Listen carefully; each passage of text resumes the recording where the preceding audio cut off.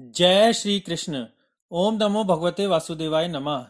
क्या आप जानते हैं कि समुद्र मंथन क्यों हुआ था?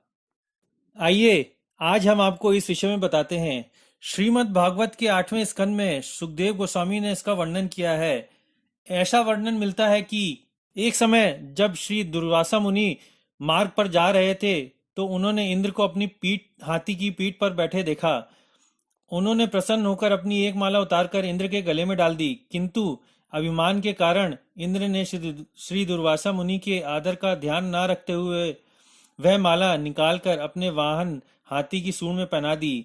पशु होने के कारण हाथी उस माला का महत्व को नहीं समझ पाया, अतएव उसने वह माला नीचे गिरा दी और उसे अपने पैरों से रौंद डाला। इस अपमानजनक व्यवहार को देखकर श्री दुर्वासा मुनि ने तुरंत ही इंद्र को समग्र भौतिक ऐश्वर्य से रहित दरिद्र होने का शाप दे डाला।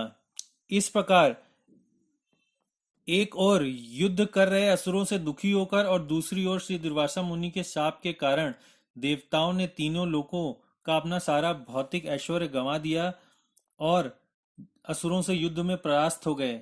जब देवताओं से उनका स्वर्ग का राज छिन गया, तब वह ब्रह्मा के सभा भवन में गए और ब्रह्मा जी को सब कुछ कह सुनाया। तब ब्रह्मा सारे देवताओं को साथ लेकर क्षीर सागर के तट पर गए और उन्होंने श्री विष्णु की स्तुति करना प्रारंभ किया। जब ब्रह्मा जी ने श्री भगवान की स्तुति की तो पूर्ण पुरुषोत्तम भगवान प्रसन्न हो गए। पूर्ण पुरुषोत्तम भगवान ने देवताओं को सलाह दी कि वे असुरों के समक्ष शांति प्रस्ताव रखें, जिससे संधि हो जाने पर देवता और असुरगण क्षीर सागर का मंथन कर सकें। इसके लिए सबसे बड़े वासुकी सर्प को रस्सी और मंदराचल पर्वत को मथनी बनाया जाए। इस मंथन से विष भी उत्पन्न होगा, किंतु उसे शिव जी ग्रहण कर लेंगे, अतएव भय की कोई आवश्यकता नहीं है।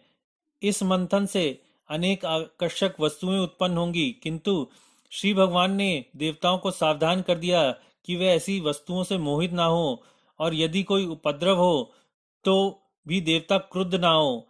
देवताओं को ऐसी सलाह देकर श्री भगवान उस स्थान से अंतर्धान हो गए।